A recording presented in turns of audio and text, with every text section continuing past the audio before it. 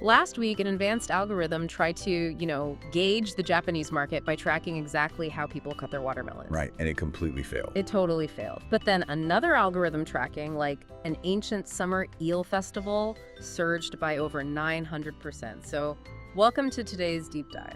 Yeah, today our mission is to analyze the dramatic July 27th to 31st, 2026 trend intelligence data log from the AI market arena. We're tracking two very different algorithms here. The silent Rhino titans and the agile Falcon arrows, we're looking at how they navigated the incredibly unpredictable Japanese summer market. And before we get into the data, we really need to emphasize strictly that this is a non-profit research data log. We are focused on algorithm behavior. This is not investment advice. No, absolutely not. It's an intellectual exercise for you, the listener. Okay, let's unpack this. So the strategy differences really drove the drama this week. Yeah, because Rhino anchored to massive, predictable infrastructure and calendar events, right? They tracked searches for the expressway, the Shinkansen, the bullet train. The nationwide Oban holidays, too. And the Oman Dance Festival. Right, and then Falcon went the opposite route. They tried to capture nuanced human behaviors and anxieties. They tracked keywords like summer resort, crowding, homecoming, and, well, that watermelon thing. The watermelon slicing technique, yeah. It really highlights the contrasting philosophies in trying to parse Japanese summer trends. Rhino just banks on the sheer gravitational pull of national infrastructure. Because millions of people fundamentally have to use trains during Oban. Exactly. Whereas Falcon is out there trying to parse the impulsive psychological state of the Japanese public in real time, especially as they deal with that severe summer heat. It's like Rhino's strategy is tracking the ocean's tide, while Falcon was trying to predict individual waves. That's a perfect analogy. So let's talk about who actually survived the grueling 10-day time lag, because that delay is where algorithmic logic either adapts or just completely breaks. Right, because when an AI logs a trend, there's a 10-day delay before we can verify its actual market outcome. And Rhino's massive survivors were pretty incredible. Like the midsummer day of the ox. Yeah, that traditional eel-eating day maintained a positive 902.2% trend outcome.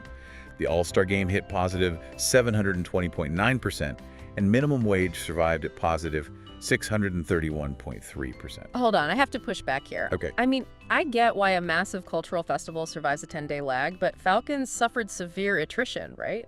They took hits on pop culture like Tamagotchi, which dropped 8.5%. And Ghost in the Shell, which went down 54.4%. Right, so why is Rhino's logic, why is tracking minimum wage mathematically safer to predict than fleeting pop culture? Aren't they both just reacting to the news cycle? Well, not quite. See, pop culture creates this immediate spike in search heat, but that digital enthusiasm rarely translates into sustained market momentum over 10 days. It's just a sugar rush. Exactly. Minimum wage, conversely, fundamentally alters economic reality for millions of workers. It has historical momentum that anchors market behavior well beyond a 10-day window. Although Falcon did have one behavioral win, right? Pool survived at positive 91.7%. They did, but overall, their attrition was brutal. Which brings us to the macro environment. Did these search trends reflect a normal summer, or are we looking at a structural shift? What's fascinating here is the massive gap between digital search heat and real market outcomes. We're seeing a stark contrast between typical seasonal searches. Like swimwear and comic kit. Right, those took unexpected hits. But heavy economic reality surged. The Bank of Japan trended up 156.5% alongside that minimum wage spike. Keep in mind, this is purely a post-hoc analysis. It's a look at the gap between search volume and real market outcomes. It's not a crystal ball for the future. Sure, but it does show economic anxiety kind of overriding summer fun this week. So what does this all mean? The Friday scoreboard is brutal. It is. Rhino is soaring at positive 7,176.5% for the season, and Falcon is battered down to positive 46.6%. But in the AI market arena, this isn't a defeat for Falcon. It's not. No, it's vital algorithmic wear and tear. Yeah. Exposing the AI to these losses provides the negative feedback it needs to refine its logic. It's a necessary stepping stone. That's a great way to look at it. It leaves you pondering how the ultimate puzzle really remains the unpredictability of human behavior. We can track all the infrastructure we want, but people are messy. They are. And just a reminder that engaging in this intelligence game is purely an intellectual exercise. All final investment decisions remain solely your own responsibility. Absolutely.